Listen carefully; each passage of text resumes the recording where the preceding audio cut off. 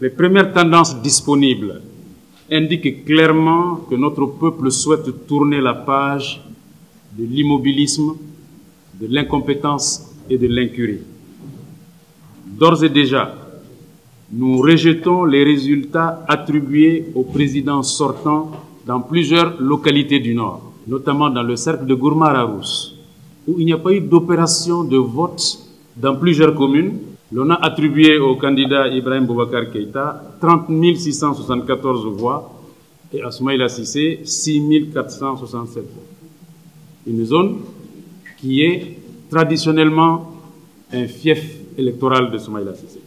Il avait pris également l'exemple de Salam, dans la nouvelle région de Taoudéni, où le candidat Ibeka aurait obtenu 11 316 voix, tandis que Soumaïla Cissé s'était vu attribuer 379 voix. Andera Boukan, dans la nouvelle région de Ménaka, Ibeka 9 865 voix, Soumaïla Cissé 1158.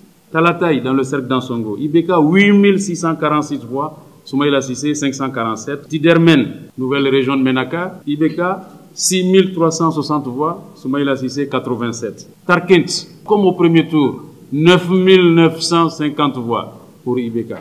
Et Soumaïla Cissé, 1 voix. Ce sont ces exemples que nous avons pris pour dire très clairement, nous rejetons ces résultats caractérisés par le bourrage d'urnes. Mais il n'y a pas que le Nord qui est une zone grise électorale, une zone grise de la fraude. À l'occasion de ce deuxième tour, le Nord du pays n'a pas été la seule zone grise. Les bourrages d'urnes ont été opérés en particulier dans les régions de Sikasso et de Ségou, notamment en zone CMDT et Office du Niger. Ce sont les résultats des bourrages d'urnes que nous récusons, que nous rejetons.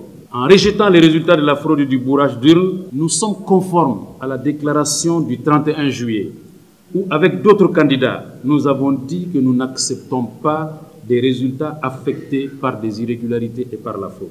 Nous ne pouvons pas rejeter tous les résultats dans la mesure où, sur la base de notre compilation, sans les résultats des zones grises où les bourrages à ciel ouvert ont eu lieu, notre candidat a recueilli 51,97% de manière régulière et crédible. C'est la raison pour laquelle nous exigeons du gouvernement de la République du Mali, dès aujourd'hui et maintenant, la publication des résultats de chaque bureau de vote.